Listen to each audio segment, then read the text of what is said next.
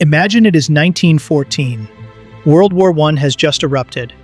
Up in the freezing sky over Europe, British pilots are flying terrifying, fragile machines made of plywood, canvas, and highly flammable aviation fuel, cruising at a blistering 140 kilometers per hour. But as these British planes take off, the infantrymen on the ground are completely baffled. Painted massively on the wings and sides of these aircraft are giant, bright red, white, and blue circles. From the ground, it looks like an absolute death wish. Why would you paint a massive, brightly colored bullseye on a military vehicle? It seems like a suicidal invitation for German anti-aircraft gunners to shoot you out of the sky. When the British pilots first saw the newly painted planes, they actually tapped their fingers against their temples, signaling that the generals had gone insane. They assumed the giant targets would turn them into flying clay pigeons. But the generals hadn't gone insane. They had just stumbled upon a massive optical system glitch in the human brain. These colorful bullseyes didn't get pilots killed. They saved thousands of lives. They stopped a catastrophic wave of friendly fire, outsmarted human peripheral vision, and accidentally created a pop culture icon. This is the story of the Royal Air Force Roundel. To understand why the British needed a giant bullseye, you have to look at the absolute chaos of early aviation. At the start of World War I, airplanes were brand new. There was no radar. There were no radios. A pilot's only tool was his own eyes, peering through goggles constantly smeared with engine oil. The bigger problem was that early British, French, and German airplanes all looked exactly the same.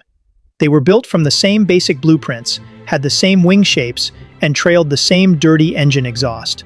When a pilot saw a dark silhouette approaching him in the sky, he had only fractions of a second to decide whether to shoot or run. Down in the muddy trenches, the infantry had the exact same problem. They would look up, see an unidentified plane, panic, and open fire. The result was an absolute massacre. In the early months of the war, the rate of friendly fire casualties was catastrophic. The British were shooting down their own planes faster than the Germans were. They desperately needed a visual identifier, a cheat code that screamed, "I am on your side." At first, the British generals went with the most obvious solution, the Union Jack. They ordered mechanics to paint massive British flags on the bottom of the airplane wings. It was a total disaster. The generals didn't understand the physics of high-altitude optics. When a plane is flying 500 meters in the air, spinning and dodging through the clouds, the human eye cannot resolve the fine blue and red lines of a flag. At high speed, the colors blur together into a dark, solid shape. And here was the fatal flaw. The core structure of the British flag is a straight cross. Do you know what symbol the German military was painting on their planes? The straight black iron cross. When British troops on the ground looked up and saw a plane banking in the sun, the colors vanished. All they saw was the silhouette of a cross. Assuming it was German, they immediately opened fire. The introduction of the British flag actually caused friendly fire incidents to increase. The generals realized they needed a shape that possessed absolutely no right angles. It had to look nothing like a cross. They needed a circle. The British copied the idea from the French, who were painting circular cockades on their planes.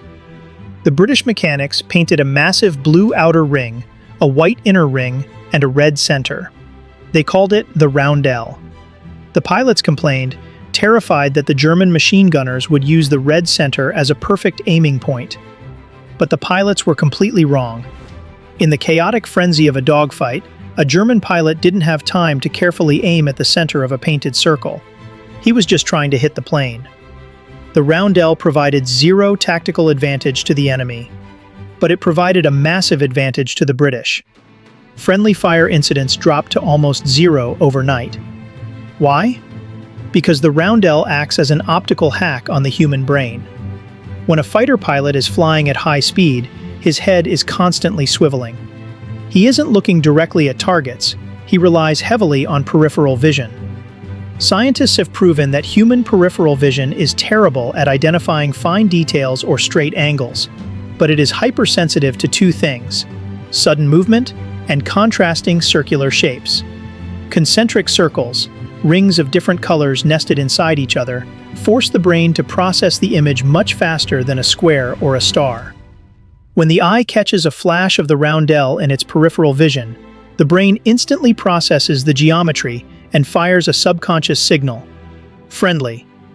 Furthermore, the specific colors, blue, white, and red, were mathematically chosen because they create maximum contrast. Whether in glaring sunlight, thick fog, or heavy rain, those three colors refuse to blend together. They push against each other, maintaining a sharp, distinct circle.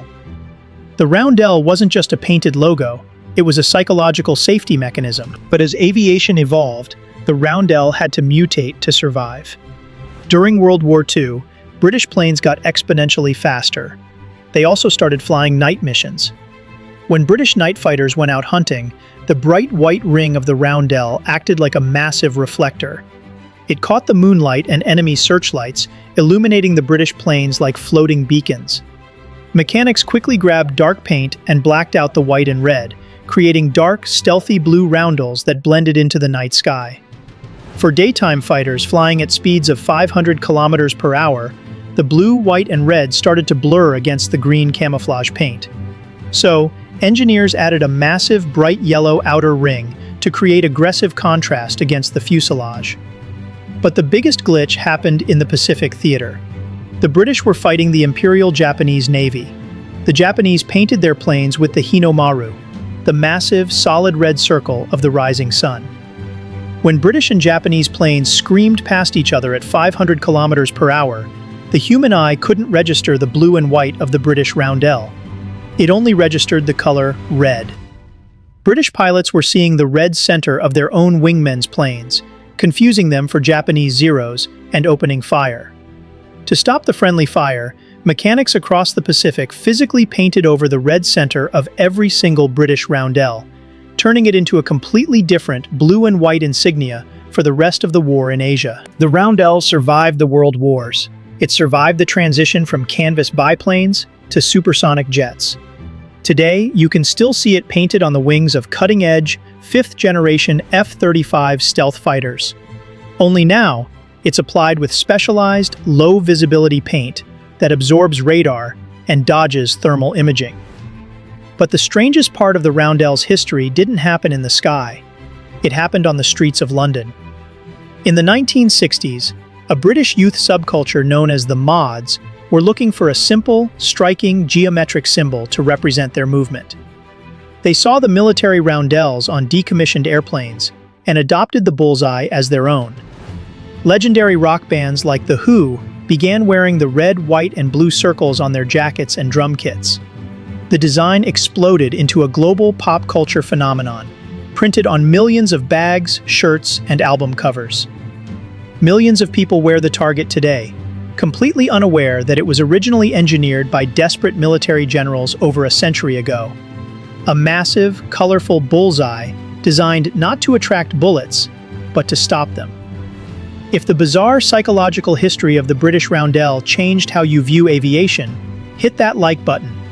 It tells the algorithm that the unpolished, gritty science of history deserves to be heard. Subscribe and turn on notifications so you never miss our deep dives into the archives.